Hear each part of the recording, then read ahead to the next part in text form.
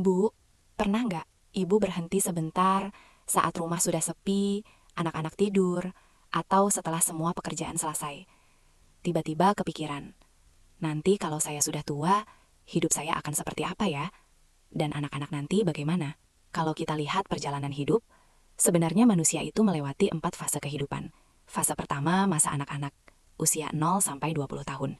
Di fase ini kita belum bisa cari uang. Semua kebutuhan ditanggung orang tua. Sekolah, makan, kesehatan, semua mereka siapkan. Tanpa mereka mungkin kita tidak sampai di titik sekarang.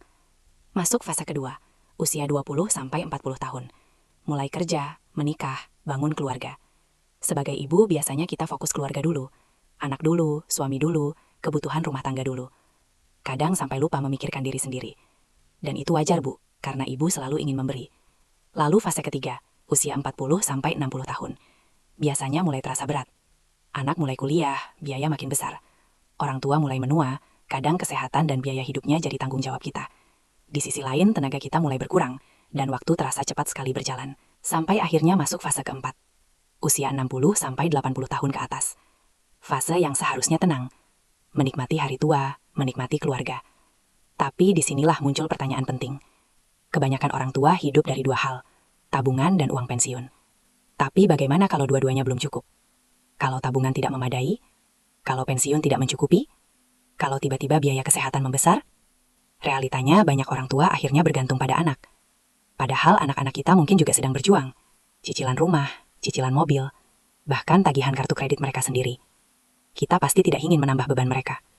Apalagi ada fakta yang jarang dibahas. Wanita cenderung hidup lebih lama dari pria. Artinya kemungkinan ibu menjalani masa tua lebih panjang itu nyata. Karena itulah penting, Bu. Ibu juga punya pegangan sendiri, penghasilan sendiri, dana hari tua, proteksi untuk keluarga. Bukan karena tidak percaya suami, justru karena cinta. Supaya keluarga tetap kuat secara finansial apapun yang terjadi. Sekarang banyak ibu mulai sadar, menabung itu baik, tapi sering butuh waktu sangat lama, dan kadang tergoda dipakai dulu. Makanya ada yang mulai belajar, menggunakan sistem perencanaan yang lebih terarah. Saya sendiri dulu juga menunda mikir hari tua. Saya bukan orang kaya, tapi saya tidak mau tidak siap secara finansial. Dan keputusan kecil untuk mulai belajar sistem ini benar-benar mengubah cara saya melihat masa depan. Sekarang giliran kita sebagai ibu menyiapkan diri sendiri juga. Kalau ibu mau punya pegangan masa depan, saya siapkan tempat belajar santai setiap Jumat malam jam 7. Ibu bisa kenal dulu sistemnya pelan-pelan tanpa tekanan. Kalau ibu mau ikut, tulis saja saya siap di kolom chat ya. Nanti saya undang ke webinarnya. Kita belajar bareng, dibimbing komunitas. Karena masa depan itu tidak datang tiba-tiba, tapi dipersiapkan mulai hari ini.